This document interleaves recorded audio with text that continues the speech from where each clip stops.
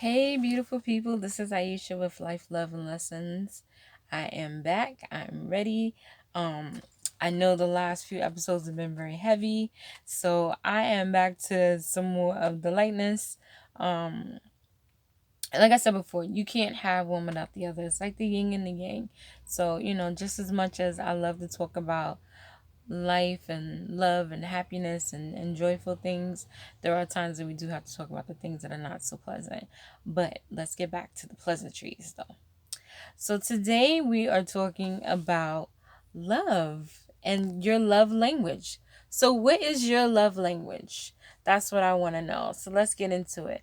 So I was thinking about this because I saw a post that somebody else had written. They were talking about that they give and they give and they give, and but then they sometimes didn't realize that after all that giving, that they're not, the giving is not being reciprocated, that they're not being poured back into.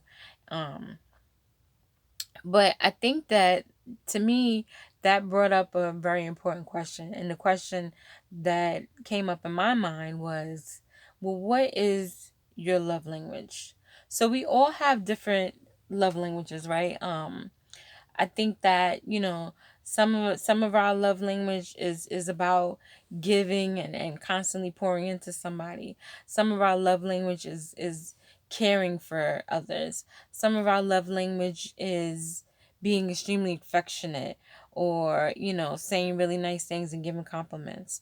So, but I do think that sometimes in relationships, right, that your love language, sometimes people could be speaking two totally different languages and nobody's coming together or understanding each other.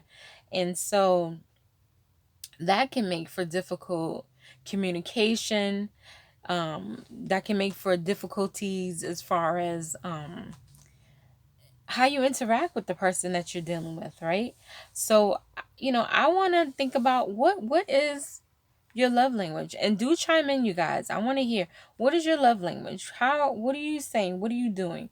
What to you shows that you are in love with somebody? What to you shows that somebody is appreciative to you? What does that mean to you? What does that look like? And I think it's important that we talk about these things, because a lot of times what happens is we come into relationships with expectations, right? And let's just be honest, most of us, we do.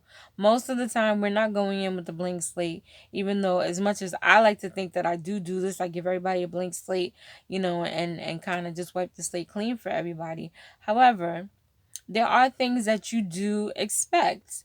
And, for me, one of the things, that's a part of my current love language is about respect. And, it's really about how am I being interacted with? How am I made to feel? What things are being said and what actions are present? And how does that make me feel? And then the same thing for me, doing, reciprocating back to the other person. But I think that, when we talk about expectations, we have to be very clear about what it is that we're expecting from the people that we are in communication with, that we are in relation with. Um, I think it's important. And I think that, if we don't do that, then things are going to come up that are either going to force you to do that, or things are going to come up that highlight the fact that you have not done that. Right? So, and I know, Valentine's Day is coming up, and it's all about all the love and the niceties and stuff like that. And just, at this point in time, being single, um, I don't know. Right now, my love language is a little, uh, I don't even know the word. I think I'm a little bit all over the place. Like, I'm definitely like in, dating phase and stuff like that. But I think that finally, I think that I've gotten to the point where I'm confident enough in myself and, the things that I want, that, I'm ready to kind of slow down a little bit and see what potentially could be more of a serious thing for me. But what I do know is, going in, that I have been very intentional with, conversations that I have with people. Um, and I think, it's important to be clear about what you expect. whether it's in love or relation. And I think that, people will respect you more if you're honest about what it is that you want and you expect. Now, if you're confused about it, which, sometimes we do get confused about what it is that we want, or maybe, you think that you're ready for a relationship and then something happens, or, or you kind of reevaluate things. Like, I know for me, myself personally, like for a while, after I got out of my relationship, for a long time, I was just like, I don't want to be back into anything at all. Like, I really want to just date and have fun and, go out. And it's been a pretty interesting ride, I will say that much.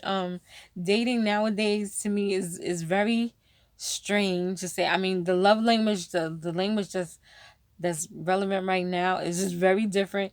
Everything is kind of centered around social media and sites and all this other stuff. There's no more, from at least from what I've observed, a lot of people are not like walking up to each other and talking to each other on the street, on the subway, like nowhere. Like to me, it's been a little bit of like a culture shock. Like I'm still trying to get used to, being on, dating sites and responding to messages and stuff like that. I've definitely, if you look at my Facebook, you can see that, like, I've definitely like been putting myself out there, you know, getting the girls up and out and showing off this body a little bit more, and not to say that I'm doing that to attract men or anything.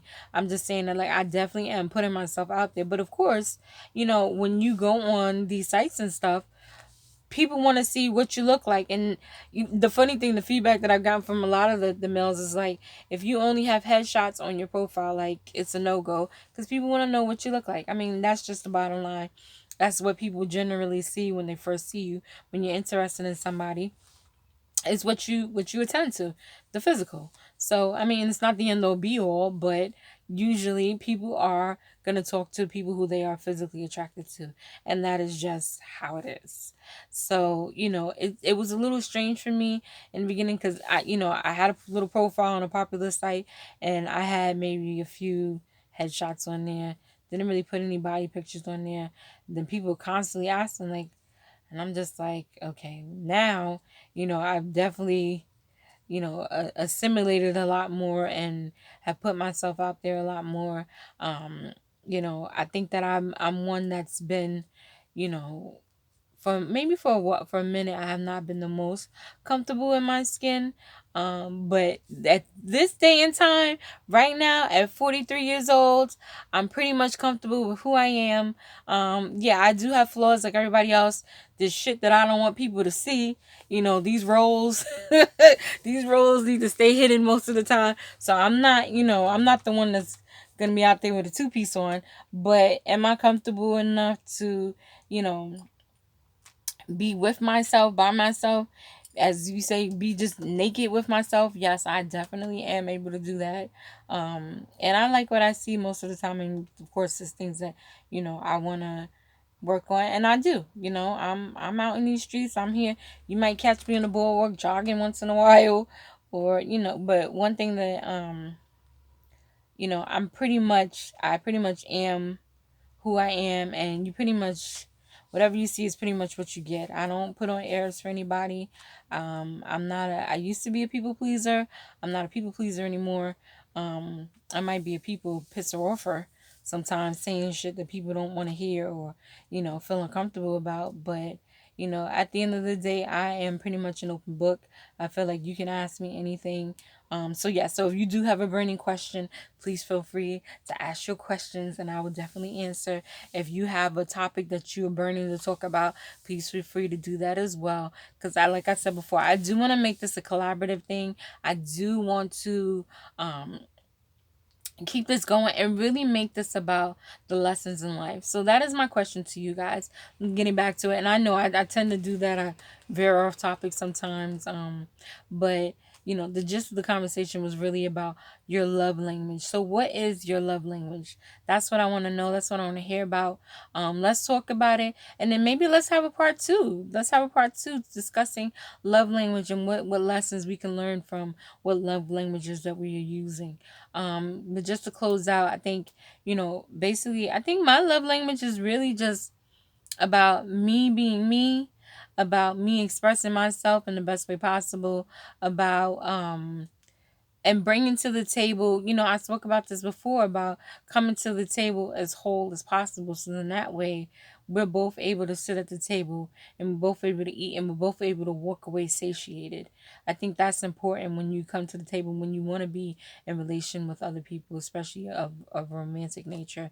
So what things are lend to your romance, lend to your love language? What things lend to your love? What makes you feel loved and appreciated? Let's get into this. Let's talk about it. And I love you guys for listening. I thank you from the bottom of my heart. Signing off for Life, Love, and Lessons with Aiysha. Bless you. Have a great day. Have a great rest of your week. Peace and blessings and light to all of you.